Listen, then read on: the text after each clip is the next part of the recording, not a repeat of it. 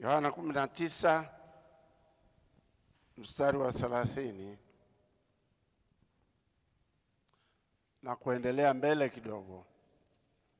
Basi Yesu alipokwisha kuipokea ile siki, alisema, imekwisha. Akainama kichwa, akaisalimu roho yake. Bwana asifiwe sana. Sisi kama wanadamu, Biblia inasema kila mwanadamu aliyezaliwa na mwanamke ni lazima aonje mauti. Na hilo limekuwa tishio sana katika maisha ya mwanadamu anapoishi hapa duniani. Akifikiri kuna kifo, basi inakuwa vigumu sana. Haya ndiyo mambo ambayo Mungu kupitia mwanaye wa pekee alipenda kuyaweka sawasawa, ili tunapoishi kwa wale watakaomjua yeye waishi kwa ushindi na kwa amani. Leo tunaabudu Mungu kwa sababu Mungu ametutendea mambo makubwa katika maisha yetu. Katika kumjua yeye na katika kuokoka kwetu, kuna jambo ambalo Mungu amefanya katika maisha yetu, maisha yako na maisha yangu. Na tunasoma kwamba pamoja na kwamba Yesu alikuja duniani na akaishi miaka 33 na nusu, na pia akateswa na kufa kwake na kufufuka kwake, jambo ambalo ni kubwa sana. Lakini usisahau kwamba maisha haya tunayoishi, kama hakuna tafakari katika maisha yako, kama unaishi tu bila tafakari, utakuwa umekosa jambo la muhimu sana. Wanadamu wengi wanaishi bila dira, na wengi wamepoteza dira zao za maisha. Leo wengi wana dira za kuishi kutafuta mali. Hizo ni dira za wanadamu. Wanadamu wengi wana dira mbalimbali. Wengi wangetamani kuwa na mali, hata wametumia mali zao kwenda kwa waganga, wakitafuta kwamba ni kwa namna gani katika maisha haya nitaishi nikawa tajiri. Hilo limesumbua sana maisha ya watu wengi duniani. Na kwa sababu hiyo, wengi wameharibu maisha yao. Kama mnavyojua, wamekwenda kwa waganga wengi, na wengi wamekwenda katika njia ambazo ni za ajabu sana, ili tu kupata mali. Lakini Yesu amekuja duniani ili kuonyesha dira ambayo mwanadamu anapaswa kuifuata. Wakati mwingine hapa nimesema kwamba ndege inaporuka kutoka kiwanja cha ndege kwenda sehemu nyingine, lazima ifuate mstari wa dira. Bila kufuata mstari wa dira, huko angani hawezi kujua anaenda wapi, atapotea. Na hali kadhalika huku duniani, sisi tusipokwenda bila dira tutakosea, kwa sababu dunia hii ni kama ndege inayopita angani bila dira. Kwa hiyo inabidi mwanadamu apate dira kwamba anaenda wapi. Na kwa sababu hiyo Yesu amekuja duniani ili kuongoza, kutoa mwongozo wa maisha yetu. Kama ule mwongozo hatutaufuata, matatizo yatakuwepo. Si kitu tutakuwa na maisha ya kawaida mazuri ya kuwa na pesa, lakini hiyo haina jibu la maisha. Pesa haina jibu la maisha. Mtu mwenye jibu la maisha ni mmoja tu, ambaye anaitwa Yesu. ndiye peke yake mwenye jibu la maisha. Kule Marekani wakati ule moto ulikula maeneo ambayo yanaitwa ya kitajiri, yanaitwa Malibu na Palisades na masehemu ya Hollywood, watu ambao hawana haja hata kusikia Mungu, hawana haja, maana wana maisha, wanaona kwamba hawana uhitaji wowote, na hivyo hata wakatangaza kwamba Mungu anaweza kuondoka kwetu. Sisi hatuhitaji, tuna dira, tuna maisha yetu, tuna miji yetu, tuna paradiso zetu, tumeshajijengea. Lakini mawazo hayo siku moja Mungu aliyabomoa yote, yakaisha.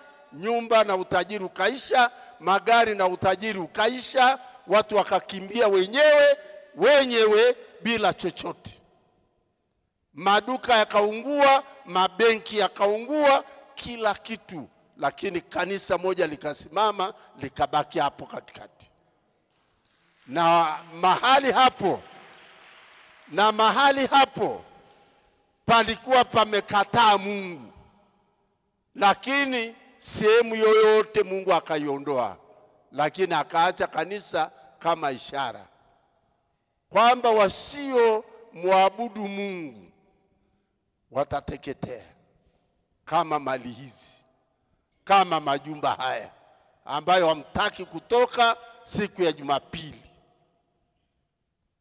Hata watu wamejijengea ufalme hapa, sio Marekani tu, hata hapa Tanzania kuna watu wenye pesa zao. Kwa hiyo siku kama hii wanakaa nyumbani kwao, wanaburudika, wanakula wanachotaka, wanakaa na marafiki wanaowataka. Hakuna haja ya Mungu. Lakini ndugu zangu,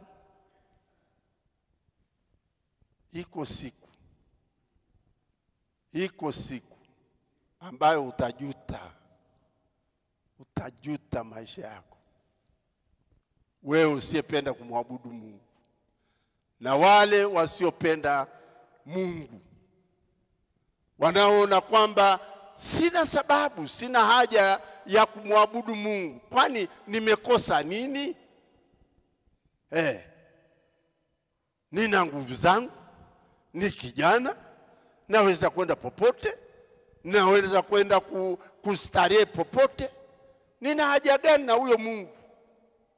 Iko siku utajuta, iko siku utasema laiti ningejua. Katika kitabu cha Petro, Biblia inasema hivi, Petro wa pili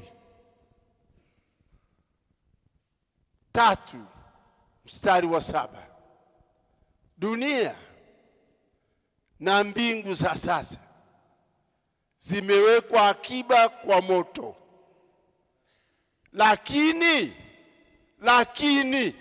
pamoja na wale wasiomcha Mungu, pamoja na wale wasiomcha Mungu, hao wamewekwa nao akiba ya moto, hawataepuka hukumu ya Mungu. Leo watu wanapenda sana mkutano ukifanywa hapa, wasema njoni muombewe, mtapata pesa,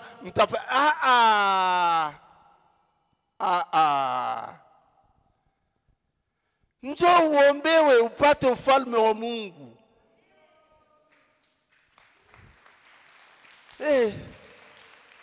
Njoo uombewe upate ufalme wa Mungu. Pesa ni kitu gani? Watu wanakimbia pesa. Kule Marekani moto ulipokuja, watu wana mapesa nyumbani, wana magari, wamenunua milioni $7, ambazo hizo ungenunua sakila yote. Yaani unainunua yote, gari moja. Lakini mtu analiacha, anaambiwa ukiliendesha uruhusiwi. Kimbia, okoa maisha yako. nyumba inaungua, unataka kuangalia kama Sodoma na Gomora, yule mke wa Lutu aliyegeuka angalie vitu walivyoviacha, lakini anaambiwa kimbia. Yani hakuna tofauti jamani, mambo ya Mungu ndio hayo hayo, hayabadiliki. Mungu akisema dunia itachomwa, itachomwa. Akisema mbingu ipo, ipo. Akisema kuokoka ipo, ipo. Mtu asikudanganye. Mtu asikuambie sasa sijui kama kuna mtu yeyote atakayeokoka bwana, dhambi zimezidi. Lakini na Mungu naye amezidi. Kama shetani amezidi, Mungu amezidi mara 2, mara 3. Lazima Mungu azidi. Hawezi kuwa shetani amezidi hata kidogo. Akiinuka shetani, Mungu anainuka mara 7. Anainuka mara 10. Mungu akileta shetani akileta mateso, Mungu analeta baraka mara 20. Sasa ni wewe upokee hizo baraka. Haiwezekani Yesu aje duniani alafu tukae katika hali ya kuolewa na shetani. Haiwezekani. Kama Yesu amekuja uamini wewe. Na kama kuamini, mwambie haina neno, mimi naamini. Na kama mateso yapo na yakataa, nimepewa mamlaka ya kukemea mapepo na shetani na magonjwa na umaskini. Yote hayo nina mamlaka ya kusimama na kusema sasa ninaamini.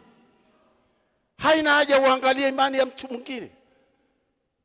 Angalia imani yako, angalia msimamo wako. Usiangalie mwingine anaamini nini, mwingine anakuambia nini. Akwambia atakalo kuambia, lakini wewe unalolijua ni moja. Yesu amekuja, amekufa, amefufuka. Sasa na mimi nitaishi. Kwa sababu ana upendeleo. Ukinichukia, Mungu hawezi kunichukia kwa sababu unanichukia. Kwamba wewe umeamua kunichukia, unasema yule bwana simjali, yule bwana simpendi. Haina neno. Haina neno. Hunipendi, haina neno. Hunitaki, haina neno. Lakini unaweza kumshawishi Mungu asinipende? Unaweza ukamshawishi? Kama uweze kumshawishi, niache. Kama uweze, niache, maana nimependwa.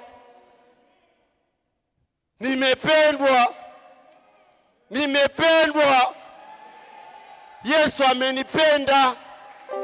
Nisingekuwa hapa kama hajanipenda. Nisingeokoka kama kunipenda.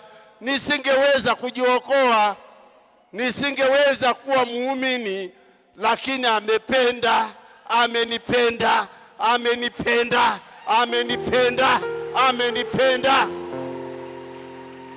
Ndio nimeokoka. Na kama amenipenda, basi na wewe anaweza kukupenda. Kama yeye anaokoa, na yeye anaweza kukuokoa. Yesu ana upendeleo. Amekuja duniani ili kwamba abadilishe maisha ya watu. Akawaponya vipofu 2. Hawakuwa na matumaini, hawakuwa na maisha. Lakini akawaambia neneni, wala msiseme. Lakini wakaanza kusema tangu pale.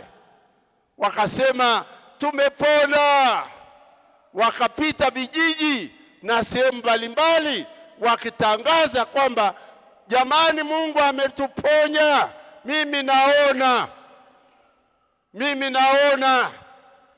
Sasa mambo ambayo Mungu amefanya na amekufanyia na ametufanyia ni lazima tuyaseme. lazima tuyashukuru kwamba ni mambo ambayo sio ya kawaida.